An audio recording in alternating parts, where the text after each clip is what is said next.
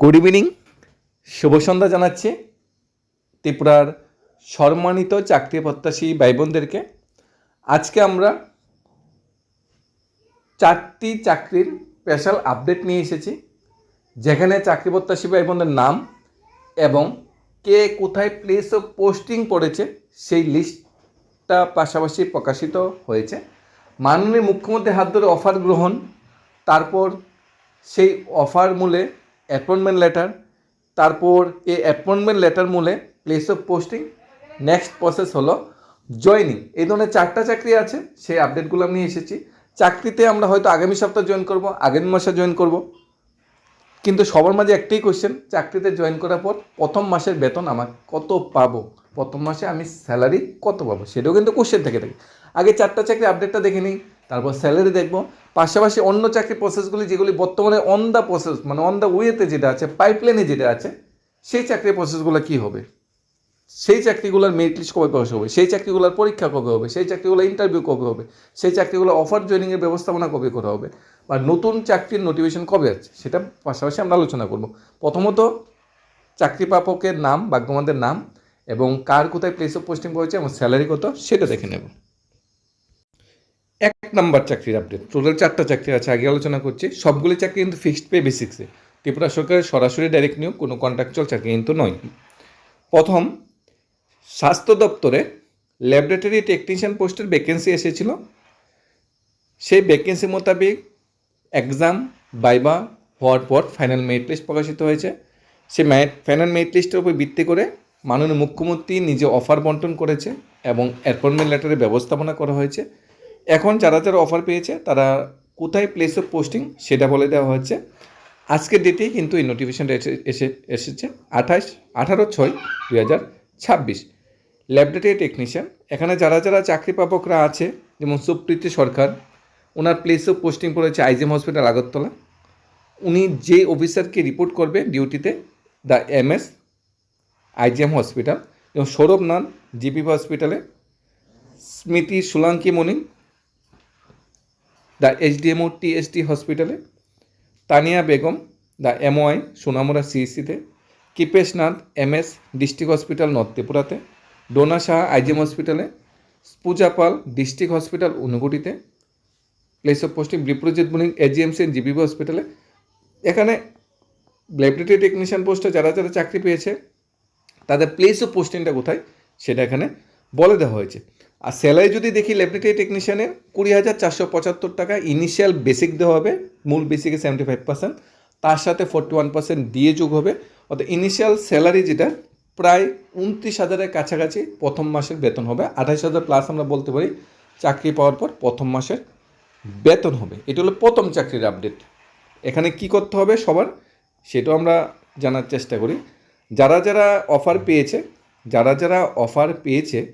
যারা যারা নাম এখানে আছে তাদের বলা হয়েছে উইদিন 7 ডেজ। উইদিন 7 ডেজ বলতে আগামী সপ্তাহের মধ্যে যে কোনো ডেটে গিয়ে সেখানে জয়েনিং করার জন্য। এখন জয়েনিং একটু যদি আগে হয় একটু পর হয় তাতে কি হবে, যারা জয়েনিং আগে করবে, ধরে কালকে অনেকে জয়েনিং করে নিল, আমি করলাম মানডেতে, যারা আগে জয়েনিং করবে তারা সিনিয়রিটি লিস্টে আগে থাকবে। ইন ফিউচার প্রমোশনের ক্ষেত্রে তাদের কিন্তু বিরাট বড় একটা বেনিফিট পাবে, কারণ ত্রিপুরা সরকারের প্রমোশন পলিসি কিন্তু এইরকম, যারা আগে জয়েন করবে তাদের লিস্টে আগে নাম থাকবে। আর যদি একই ডেটে সবাই জয়েন করে নিই তাহলে এজ যার বেশি উনি কিন্তু সিনিয়রিটি আগে থাকবে। তাই নাম এসে গেছে, লিস্ট পেয়ে গেছি, এখন ফটাফট কালকে গিয়ে জয়েনিংটা সেরে নিতে হবে, পরশু গিয়ে জয়েনিংটা সেরে নিতে হবে, দেরি করা কিন্তু যাবে না। এখানে প্লেস অফ পোস্টিং সব দিয়ে দেওয়া হয়েছে। দ্বিতীয় চাকরি আপডেটে চলে যাচ্ছি। দ্বিতীয় চাকরি সেম গ্রুপ সি, স্যালারি ঠিক আগের মতোই। পোস্টের নাম হলো রেডিওলজি ইমাজিন টেকনোলজিস্ট। যারা যারা যারা অফার পেয়েছিল তাদের প্লেস অফ পোস্টিং দিয়ে দেওয়া হয়েছে, যেমন সাহিল কর, স্মৃতি রিয়া ঘোষ, MD জামিল হোসেন, রিদান পাল। এখন কি করতে হবে, ধরে নিলাম আমি টিনা আক্তার 5 নম্বরে যিনি আছে, ওনার কি করতে হবে, ওনার সমস্ত জয়েনিং লেটার সমস্ত ডকুমেন্ট নিয়ে কোথায় যেতে হবে, আইজিএম হসপিটাল আগরতলায় যেতে হবে, সেখানে গিয়ে জয়েনিং আমাদের করতে হবে। একটা জয়েনিং লেটার নিয়ে সেখানে গিয়ে জয়েনিংটা আমার সেরে নিতে হবে। জয়েনিং করার সময় যাবতীয় যে ডকুমেন্টগুলো আমরা জমা দিয়েছিলাম তার একটা কপি অবশ্যই নিয়ে যাওয়া সবচেয়ে বেস্ট। সার্ভিসবুকের ব্যাপারটা চাকরিতে জয়েন করার পর অটোমেটিক হয়ে যাবে, আর ফিক্সড পে বেসিক্সেই পুরো নিয়োগটা হবে, যতক্ষণ না সুপ্রিম কোর্ট থেকে ফিক্সড পে বিষয়ে কোনো রায় বেরোই। এখানে যারা যারা প্লেস অফ পোস্টিং পেয়েছে সবাই স্বাস্থ্য দপ্তরের অধীনে প্লেস অফ পোস্টিং পেয়েছে। এখানে স্বাস্থ্য দপ্তরকে সুন্দরভাবে সাজানোর জন্য যে মাননীয় মুখ্যমন্ত্রী উদ্যোগটা নিয়েছে, সত্যিই সেটা মানে সম্মানজনক, সত্যিই সেই উদ্যোগটা খুব ভালো।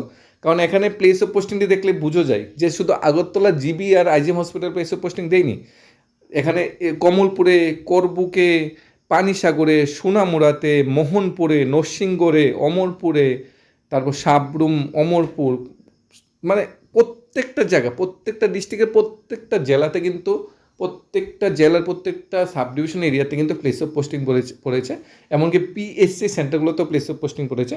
অর্থাৎ হসপিটালের যে ব্যবস্থাটা শহরটায় গ্রামীণ স্তরে সেটাকে সুন্দরভাবে সাজিয়ে তোলার চেষ্টা মাননীয় মুখ্যমন্ত্রী করছে, সেই প্রয়াসকে আমরা অবশ্যই ধন্যবাদ জানাই।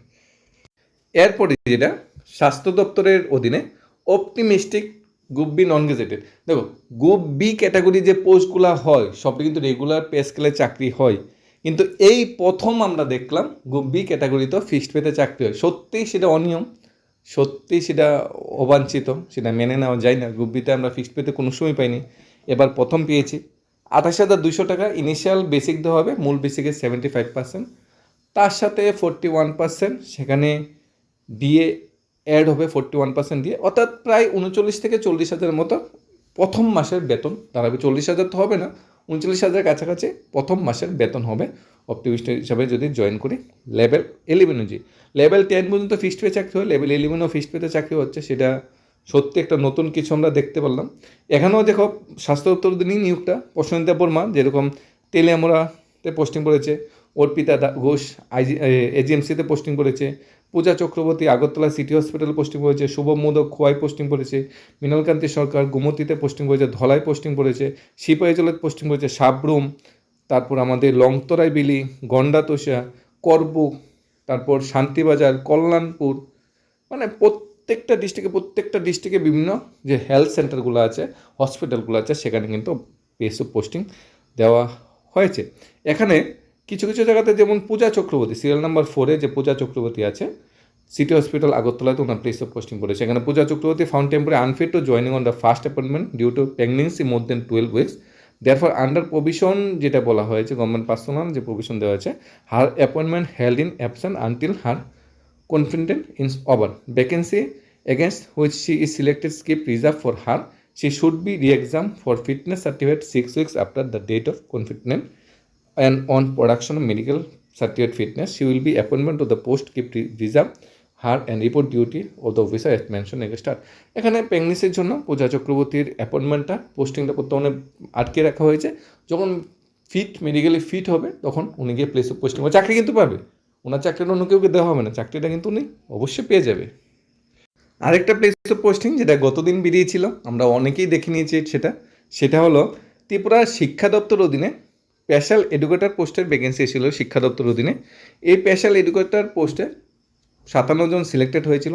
অফার কিন্তু অনেক আগে দেওয়া হয়েছে, গত বছর অফার দেওয়া হয়েছে, মানে 6-7 মাস বসে থাকতে হয়েছে, অনেকটা টেনশন ছিল সবার মাঝে। সেই যে নিয়োগটা অনেকটা লম্বা, অনেকটা ওয়েট করতে হয়েছিল। এই যে স্পেশাল এডুকেটর এই পোস্টের নিয়োগটা কিন্তু শেষ হলো। যারা যারা সিলেক্টেড হয়েছে তাদের কিন্তু প্লেস অফ পোস্টিংয়ের কিন্তু ব্যবস্থাপনা করা হয়েছে। এখানে প্রথমত নেম অ্যাড্রেস দেওয়া আছে, কোথায় পোস্টিং আর কাকে রিপোর্ট করতে হবে সেটা বলে দেওয়া হয়েছে।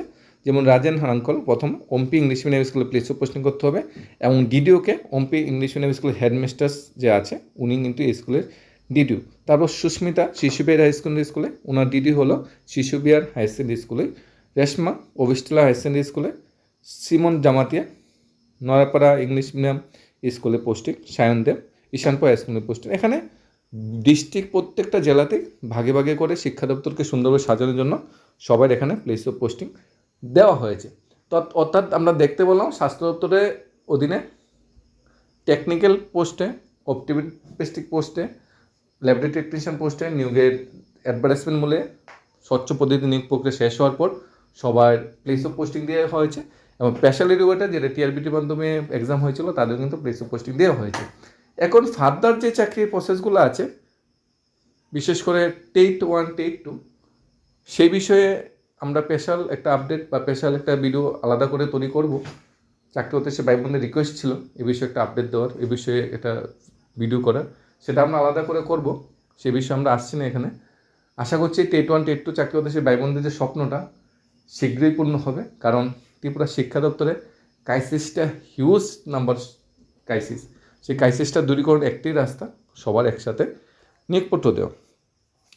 এখানে অন্যান্য দপ্তরের নিয়োগ প্রক্রিয়ার মধ্যে যেগুলো মাঝপথে আটকে আছে, ফায়ার সার্ভিস আমরা দেখতে পেরেছি গতদিন চাকরি প্রত্যাশী ভাই বোনরা মানে বৃষ্টি রোদকে উপেক্ষা করে সবাই একসাথে হয়ে একটা ডেপুটেশন দেওয়ার চেষ্টা করেছে। এটা প্রথম ডেপুটেশন নয়, ফায়ার সার্ভিস ক্যান্ডিডেট হয়তো 20 থেকে 30 আগেও ডেপুটেশন দিয়ে নিয়েছে। সত্যি অনেকটা মানে ফায়ার সার্ভিস ক্যান্ডিডেটের প্রতি কী বলবো, বেদনাদায়ক ঘটনা। পরীক্ষা দিয়েছি, পরীক্ষার রেজাল্ট বেরোনি, পরীক্ষা বাদ করে দেওয়া হয়েছে, তারপর আবার পরীক্ষা নিয়েছে, ইন্টারভিউ ব্যবস্থাপনা করা হয়েছে, তারপর মেরিট লিস্ট কোনো ব্যবস্থাপনা বা মেরিট লিস্ট বিষয়ে কোনো স্পেশাল কোনো আপডেট নেই। সেই বিষয়ে তারা ভুক্তভোগী 22 থেকে ওয়েট করছে। জেল পুলিশ ক্যান্ডিডেটটা রিটেন এক্সাম আদৌ হবে 2022 থেকে ওয়েট করছে, মানে ওয়েট অপেক্ষা। বিশেষ করে jail police, fire service, STGT এবং আমাদের স্পেশাল এক্সিকিউটিভ, এগুলো কিন্তু ওয়েট বা অপেক্ষা কিন্তু এখনও শেষ হচ্ছে না। সবাই ওয়েট করছে যে কবে শেষ হবে, কবে মানে মেরিট লিস্ট, কবে এক্সাম হবে, সেটি কিন্তু এখনো শেষ হচ্ছে না। আশা করা যাচ্ছে ফায়ার সার্ভিস যে প্রসেসটা সেটা আগামী 1-1.5 মাসের মধ্যে পুরো কমপ্লিট হয়ে যাবে। কিন্তু জেল পুলিশটা কিন্তু আরও সময় লাগবে, কারণ জেল পুলিশটার যে সংশ্লিষ্ট দপ্তরের মন্ত্রী এ বিষয়ে এতটা অ্যাক্টিভ না যে পুরো প্রসেসটা সঠিক সময় শেষ করতে পারবে। আর একটু অ্যাক্টিভনেস থাকলে হয়তো জেল পুলিশের প্রসেসটা একটু আগে শেষ করা যেত। তবে নিজেদের মতো করে প্রস্তুতি সেরে ফেলতে হবে, কারণ রিটার্ন এক্সামের ডেট এনি টাইম কিন্তু বেরিয়ে যেতে পারে জেল পুলিশ চাকরি হতে ভাই বোনদের। আর স্পেশাল এক্সিকিউটিভ আগের মাস থেকেই যত সম্ভব এডমিট কার্ড এবং ইন্টারভিউর ব্যবস্থাপনা আগের মাস থেকে শুরু হচ্ছে, যতটুকু আমরা সোর্স থেকে খবর পাচ্ছি। সেই বিষয়ে তোমার ইন্টারভিউর জন্য আলাদা করে প্রিপারেশন নিতে হবে, এবার কিন্তু ফিজিক্যাল ফিটনেসটাও কিন্তু দেখা হবে, শুধু ইন্টারভিউর মাধ্যমে নিয়োগ প্রক্রিয়া কিন্তু হবে না। কারণ আগের বার কিন্তু পুরো ইন্টারভিউর মধ্যে নিয়োগ প্রক্রিয়া থেকে একটা বেড়াজাল পড়ে গিয়েছিল, আইনের একটা দরবারে সরকার বা গভর্নমেন্ট আটকে গিয়েছিল, দপ্তর আটকে গিয়েছিল। এখন তড়িঘড়ি করে সরকার একটু ধীরে ধীরে এগোচ্ছে, যাতে দ্বিতীয়বার স্পেশালিস্টদের চাকরি প্রসেস শুরু করলে দ্বিতীয়বার যাতে আইনি বেড়াজালে না পড়তে হয়, তাই সরকার একটু সুন্দরভাবে এগোনোর চেষ্টা করছে। কারণ আইনি চাকরি পাওয়ার পর, আইনি বেড়াজালের পর যদি কারো চাকরি চলে যায়, সত্যি সেটা বেদনাদায়ক। এবার আশা করছি স্পেশাল এক্সিকিউটিভ নিয়ে আর কোনো ব্যাড নিউজ আসবে না। আগামী দিনে, আগামী সময়ে স্পেশাল এক্সিকিউটিভ নিয়ে কোনো সুন্দর বা গুড নিউজ আসবে। কারণ এর সাথে কিন্তু 6367টা ফ্যামিলি জড়িত। এর সাথে কিন্তু ত্রিপুরার চাকরি হতে সে ভাই বোনদের বিরাট একটা অংশ জড়িত, যারা দিন দিন ওয়েট করছে 2022 থেকে 2026 অবধি। আর অন্যান্য চাকরি প্রসেসগুলোর মধ্যে সবগুলা প্রসেসই প্রায় শেষের পথে। জিআরবিটি নতুন আসবে, যখন জিআরবিটি 1 শেষ হবে, জিআরবিটি 1 এখানে শেষ হচ্ছে না। সংশ্লিষ্ট দপ্তরের বারবার গাফিলতি, বারবার ভুলের জন্য জিআরবিটি প্রসেসটা বারবার আটকে যাচ্ছে। জিআরবিটি প্রসেসও 1 বারবার বাধা সৃষ্টি হচ্ছে। জিআরবিটি 1 প্রসেসে যদি ঠিকঠাক শেষ না করতে পারে, জিআরবিটি 2 নিয়ে আশা করাটা অনেকটা কঠিন। তবে সবার কাছে বলবো, রিকোয়েস্ট করব, চাকরি প্রস্তুতিটা সেরে নেওয়ার জন্য, ভালোভাবে চালু রাখার জন্য। কারণ নির্বাচনের পূর্বে কিন্তু প্রচুর চাকরির মানে অ্যাডভার্টাইজমেন্ট আসছে। মনে রাখো 2023 বিধানসভা নির্বাচন আগে টেটের নোটিফিকেশন এসেছিল। Jail police, fire service, special executive এবং টিপিএসসির অধীনে প্রচুর সংখ্যা অ্যাডভার্টাইজমেন্ট এসেছিল 2023 নির্বাচনের পূর্বে, অর্থাৎ 2022 সনে। এবারে ম্যাক্সিমাম চাকরির প্রসেস কিন্তু 2022 শুরু হয়েছিল। এবারও কিন্তু ম্যাক্সিমাম চাকরি প্রসেস 2026 শেষে বা 2027 শুরু হবে। 2028 শেষ হবে সেটা বলছি না, কিন্তু নির্বাচনের আগের যে বছরটা, ওই বছর কিন্তু বিরাট চাকরির অ্যাডভার্টাইজমেন্ট বেরিয়ে, পুলিশ কনস্টেবল বেরিয়েছিল, জেআরবিটি বেরিয়েছিল, টেট বেরিয়েছিল, ফায়ার সার্ভিস বেরিয়েছিল, জেল পুলিশ বেরিয়েছিল, মানে কী বলবো, এসটিজিটি বেরিয়েছিল। বিরাট সংখ্যক চাকরির দরজা কিন্তু খুলে যায়।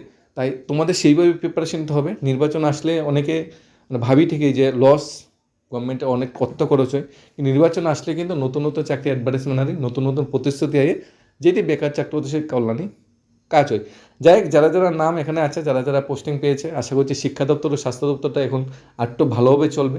যারা চাকরি পেয়েছে সবাই ট্যালেন্টেড, নিজের যোগ্যতা এখানে পরিচয় দিয়ে সেখানে চাকরিটা, নিজের প্রাপ্য চাকরিটা এখানে পেয়েছে।